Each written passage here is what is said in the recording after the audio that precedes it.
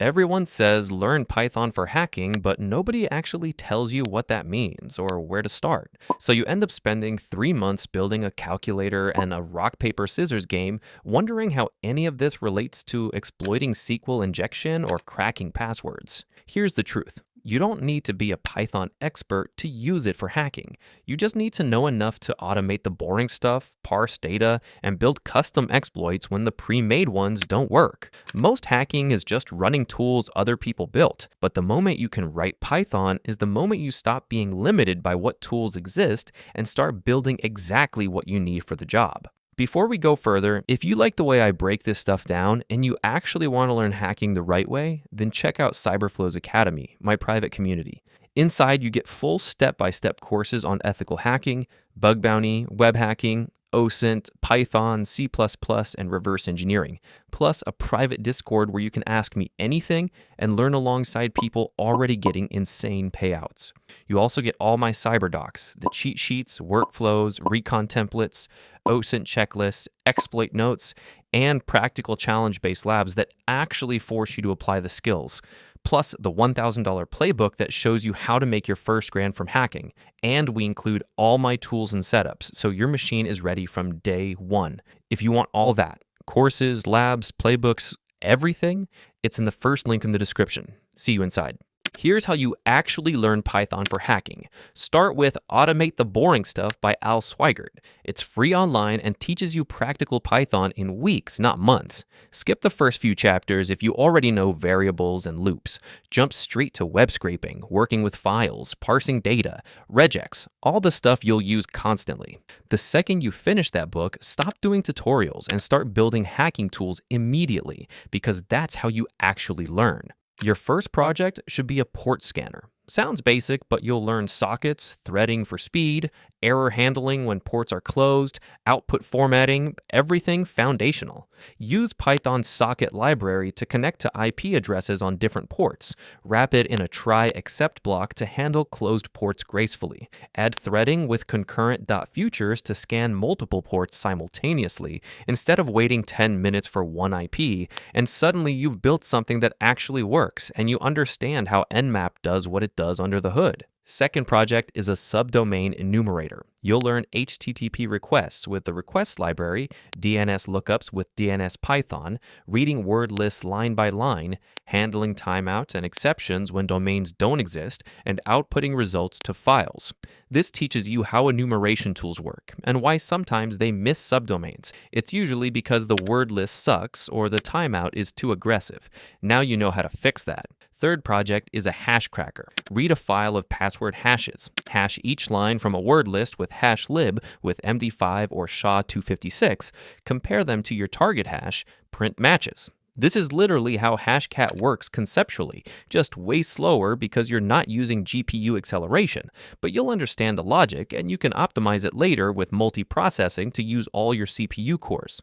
Add support for salted hashes, and suddenly you're dealing with real-world scenarios where passwords aren't just raw MD5 anymore. Fourth project is a web scraper for OSINT. Use requests to fetch web pages, Beautiful Soup to parse HTML and extract emails, phone numbers, social media links, whatever you're hunting for.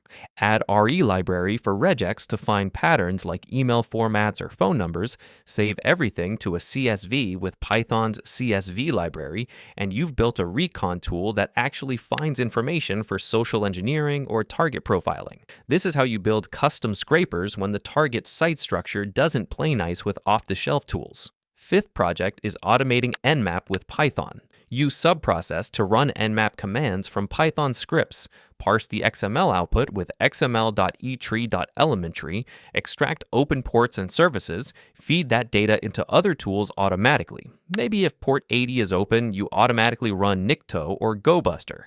If port 22 is open, you try common SSH credentials with Paramiko. Chain your entire Recon workflow so one script does what used to take you an hour of manual work. This is where Python becomes genuinely powerful for hacking. You're orchestrating tools together into custom pipelines nobody else has. Learn these libraries in this order because you'll use them constantly.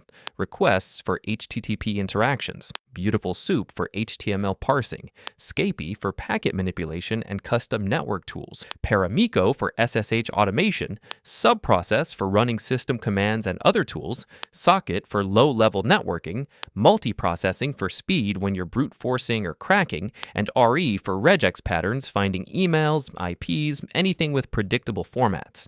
Don't waste time on Django or Flask or data science libraries, unless you're building web apps or doing machine learning. Focus on libraries that interact with networks, parse data, automate tools, manipulate packets. That's where the value is.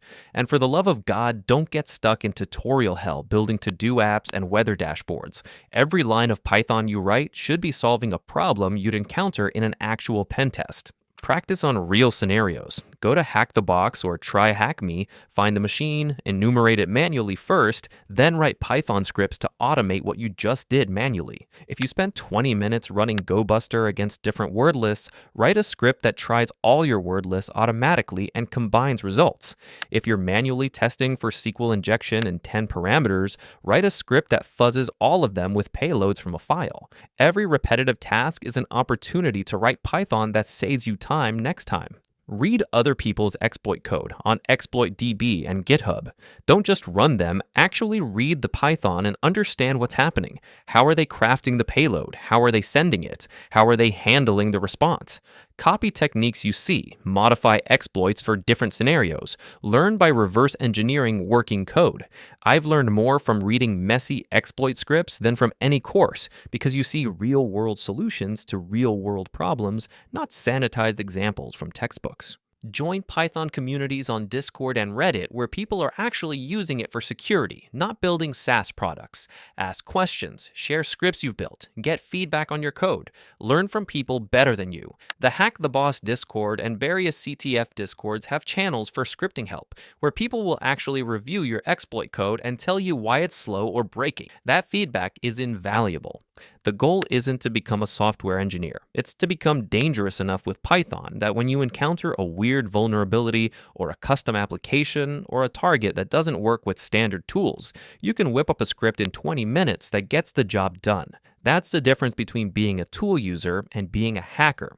Tools get you 80% of the way. Python gets you the last 20% that actually matters and pays. Python for hacking isn't about mastery, it's about practicality. Learn enough to be useful, build tools you'll actually use, automate everything repetitive, and every time you think, I wish there was a tool for this, that's your cue to spend an hour building it yourself. That's how you actually learn Python for hacking. Full structured path with real scripts and projects is in CyberFlow's Academy, first link below. Now, go build something that breaks things.